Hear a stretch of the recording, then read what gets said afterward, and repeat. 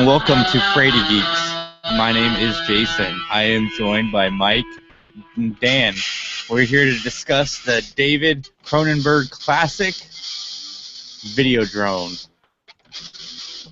Tonight's podcast is brought to you by Audible.com. Go to audibletrial.com/3geeks for your free trial, and Audible has over 180,000 titles to choose from. I'm an Audible user. I've been listening to it, read by Steven Weber, and it's been pretty fun. I think my next book is going to be the 11/22/63 because I'm watching the show right now, and that show is really good. So don't read it. Definitely check out Audible. What'd you say, Dan? Don't read it. Am I better off just watching the show, not reading it? Everything is negated at the end. Well, don't tell me that. I'm watching the show. That's all I'm going to say. I'm not telling you specifics. Well, I figured it was going to be that or some kind of big lizard or spider was going to show up at the end. Stephen King is horrible at ending things. Godzilla shows up at the end and kills Kennedy. But that is not tonight's podcast. Tonight we are discussing Videodrome. Dan, take us into this movie because I'm still trying to process what we watched. All right. In Videodrome, friendly James Woods. No? You're already saying no, Mike. No, there's no such thing as a friendly James Woods. Oh, sure there is. I've seen John Carpenter's Vampires. He's very friendly.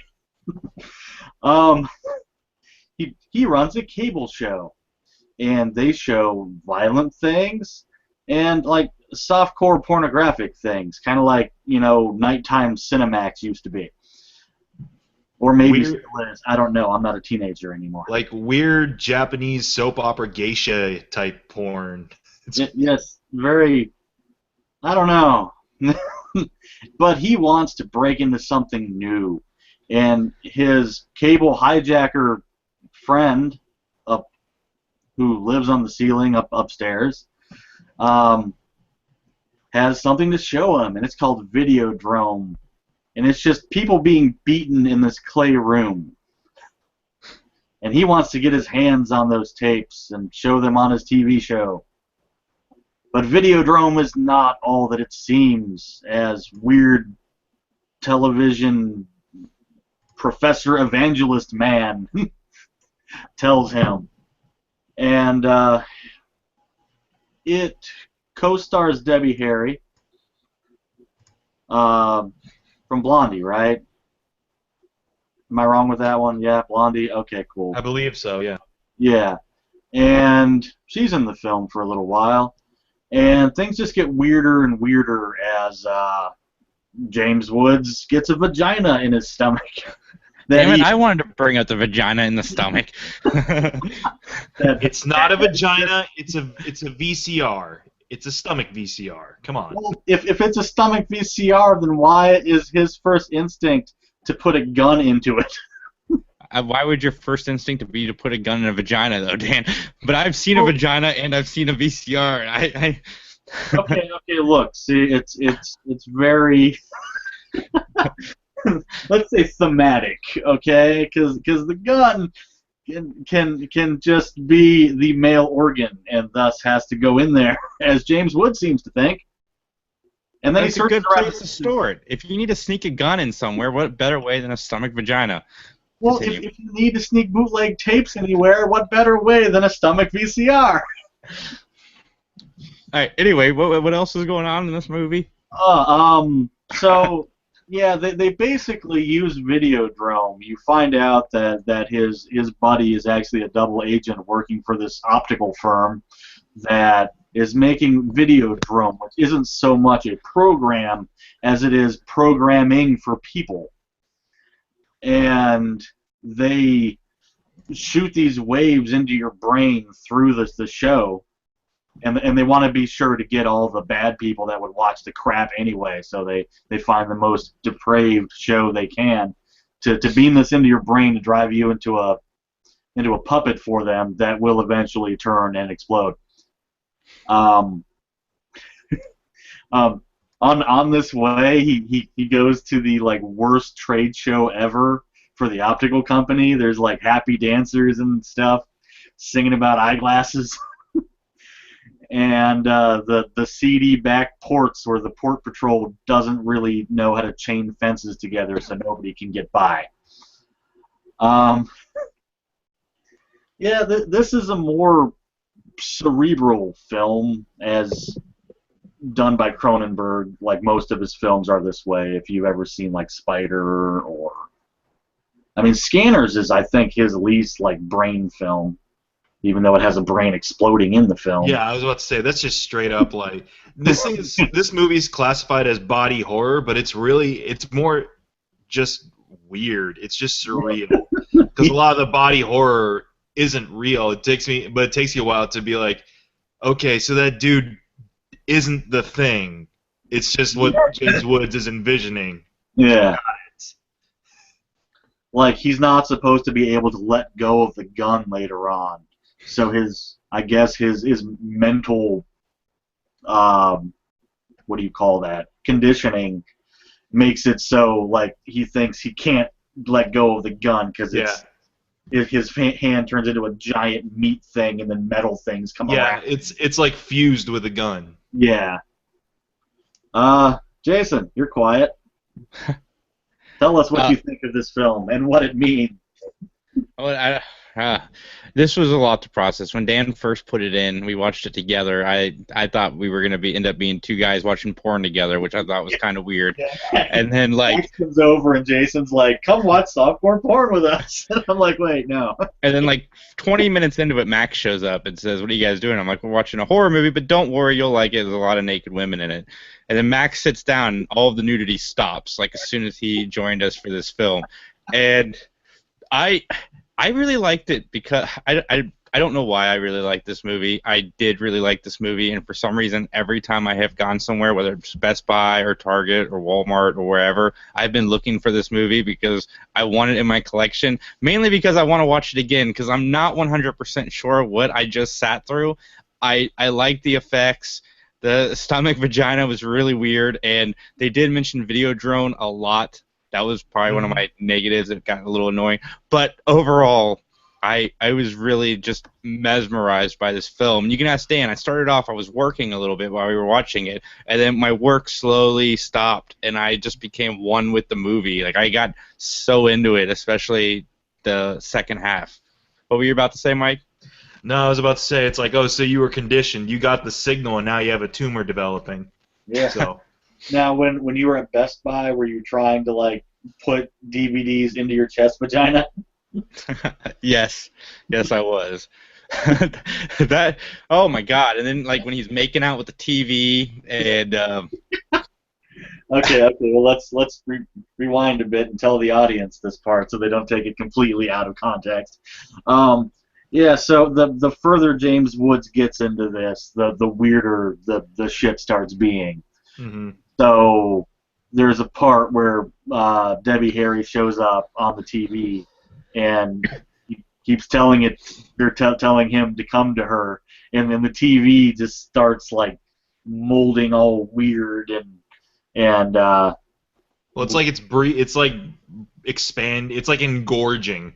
You know, yeah. There's a lot of things that engorge in this movie. Like VHS tapes just start to get really bulbous and veiny and stuff. It's weird. The last VHS tape looks like a strange like VHS veggie burger combo. I know Dan had seen this before. Mike, have you seen this movie before? I'd seen parts of it off and on before. I'd never actually just sat like flipping through. I think. Was it either HBO or Showtime at one point, and I just happened to see it on. I'm like, oh, hey, there's James Woods, being kind of weird looking. All right. And so this is the first time I actually just sat down and start to finish got through it. I had an idea of what it was about, and I knew it was Cronenberg and that there was some really cool practical effects at play there. Like, that's what I always appreciate from stuff like either Cronenberg or Barker is the practical effects work. And it didn't disappoint here. Like, yeah, I totally bought that James Wood had a stomach VCR vagina player thing. It was like, and that it hurts to stick things in there. So, sure, why not? But yeah, there's the image of the face into the TV. I But yeah, love like Debbie Harry. My big thing about this was, for a while, yeah, the narrative takes a little bit to get used to and to kind of be like, okay, so he's just tripping throughout. Like a lot of this, you have to understand is from his perspective, so it's gonna be strange and weird. But then you're kind of like, no, wait, why is there a dead body in his bed? Oh, there isn't a dead body in his bed. Okay, never mind. And yeah, like Debbie Harry, she gets like second billing in this, doesn't she? And she's only in like Yeah. 10, 15 minutes tops. Well, that's the plus of being a rock star in a film. You see. Yeah, and I mean, she's okay. She didn't really do much for me with regards. Well, because she's like in and out really quick. Like they're on a talk show together. He starts just chatting her up on the show. They have a connection. He ends up piercing her ears while they have sex. And then she's like, I want to audition for this Videodrome thing. And then she's gone. I'm like, okay. Which, it just sounds like a horrible idea anyways to audition for this show, whether it's real or not. It's a grueling process. Yeah. I appreciate the trippiness of it. I didn't find it scary, really. It wasn't really terrifying, but it was trippy. Yeah, up on the screen you see the image of the VHS tape. Veggie burger. Dan? What's your favorite part of the film then, Mike? My favorite part? I mean, there's a lot to kind of take away from it. Like I said, the effects work, and actually Woods' performance is really good throughout, even though he kind of starts off very baseline James Wood, like, okay, he's likable, but you can tell he's an asshole. But he gets more and more intense as it goes along. I had to say my favorite part is when he goes to the shelter, and just all those little booths. And there's one point where there's this one guy sitting watching a TV who looks like Charlie Kaufman from Trauma. And he's just sitting there watching, because the whole idea is that this doctor's belief and his daughter's belief is that it's rehabilitation or reintegration into society through watching TV for the homeless. And so it's just this homeless guy that looks like Charlie Kaufman watching this TV, and he just turns and looks right at the viewer, and I'm guessing he's looking at James Woods, but it's just a weird, it's very David Lynchy too, where he just turns and looks at you like, and that's all she wrote. I don't know why, that's the image that sticks out of my head. Jason? Well, we've mentioned the stomach vagina. I just wanted to show that. In the comment section below, let us know if that looks more like a VCR or a vagina. That would be awesome. Oh, it looks like a vagina. It's like, yeah, I'm just trying to go with the whole video aesthetic. No, I get it. I'm just curious what our audience thinks. But this movie, it's kind of like, it's about a guy who's essentially getting brainwashed from watching a movie, and there's people out there that think that film or whatever will brainwash people. I kind of like that meaning of the film. The visual effects for me was what I really liked. They were extremely creepy. The gun taking over the hand, the stomach, the way that the television would work. Trying to think. We watched this the other day, and the main villain turning into the thing. Yes. For some reason. The special effects, like the videotape that I'm showing on the screen right now, is so well done. The movie was so well done. The acting, it's one of those movies that you're watching it, you don't quite know what's going on, but as soon as it's over, it's like, I gotta watch that again. Like almost instantaneously, you wish you could put it back in and watch it, because there's so much going on, and there's so many nuances, so much to take in. And it was definitely, I watched this movie before I watched Batman v Superman, and this was the highlight of my day. I kind of wish I had done it the other way around. This movie was actually happier than Batman v Superman too. But yeah, Dan, what are your favorite parts of this film? My favorite part is a specific part. After he shoots the main eyeglass guy, and his tumor like shoots out, and he's making all these gargling sounds. As James Wood is walking outside of the building, the mic is still next to the dude, and it's still making gargling sounds. It's like echoing out of the speakers.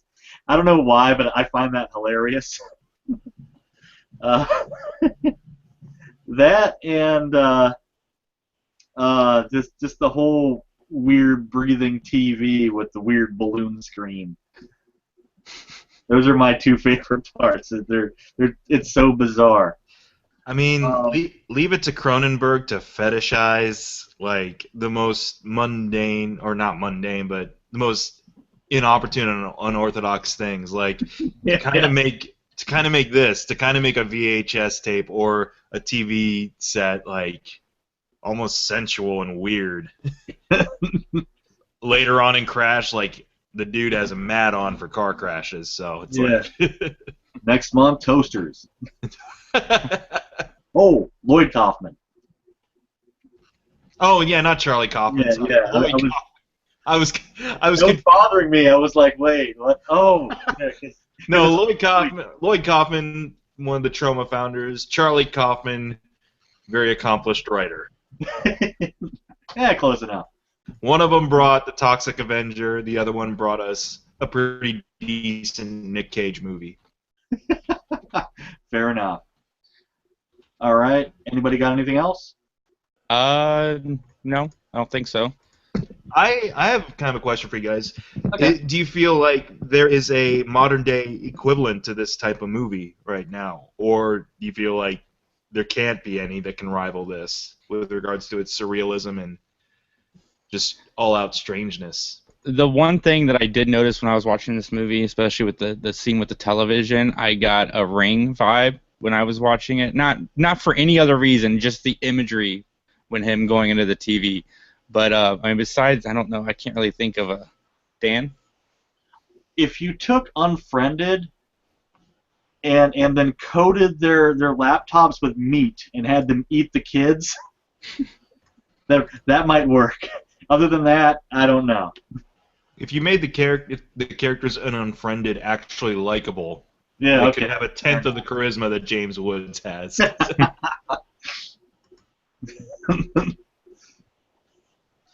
What would you rate it then, Mike? I would give this definitely like a 7.58 out of 10. I mean, it's a quick watch too. Like, yeah, I as soon as I sat down to watch it, like it's like only an hour and 20, hour and 30 some minutes, and it breezes by pretty quick. Like the story, I mean, he gets right into the thick of things. He's off discovering Videodrome within 6 minutes of the movie. So, yeah. And I mean, it is really engaging, and like I said, visually it's very stimulating, and just I had to rewatch parts definitely just to figure out what was going on, but I wasn't like, didn't feel like it was homework really. I was genuinely intrigued by the story of it or the themes of it. So yeah, 7.5 to 8. Jason. I'd go 8 out of 10. Like Mike said, it had me. It really did have me on the edge of my seat until the end, and that's not easy to do with horror, especially. I like to watch horror films that are original, and this movie definitely is original. The imagery was really strong. Some of the performances were really strong. So yeah, definitely solid 8 out of 10 for me. I'm also going to go with an 8 out of 10 because it's not scary. It doesn't come at you like boogity boo, but it's creepy even in its like quiet parts. Like when you learn about Dr. Oblivion, or Professor Oblivion, I forget which, but who's been dead, and yet he still shows up on talk shows because his daughter is like sending him VHS tapes. That's still baseline creepy. He was doing it's the VHS version of Arnim Zola from The Winter Soldier. Instead of being on like just miles of data banks, he's on miles of VHS tapes. Yeah, and even when James Woods asked to speak to him, he says something, and I got to paraphrase it because I don't remember the line, but it's like my father's preferred mode of discourse is the monologue. It's just kind of weird, and you know something's wrong at that point. But yeah, solid 8 out of all of us. Yeah. That was impressive. Yeah, I mean, the only thing I can kind of see working against it is the fact that like it is very dated, obviously, given the fact that its plot centers around an outdated bit of media technology. I also love the guy's room on the roof where he gets the pirate transmissions, because he's just got all this like giant stuff with like knobs and crab, and it's like, wow, you could probably fit that in like a laptop now. Yep, it's like, so I mean, it is a little dated, but for what it is, I think it's enjoyable. I think it's very original. Indeed. What are we doing next time? We will talk about it in a second. I've got a few ideas. Okay. Cool. All right. Thank you for tuning in. This podcast was brought to you by Audible. Go to audibletrial.com/3geeks and start listening to your audiobook. They have over 180,000 titles to choose from, so start streaming. Also, check out TeePublic. We tweet out the link all the time. Just check us out on Twitter @3geeks. Check Mike out on youtube.com/MikeMcGTV and on YouTube or Twitter, @MikeMcGTV. You can also probably find his Twitter handle with most of our tweets as well. So have Thanks a for that, great too. evening.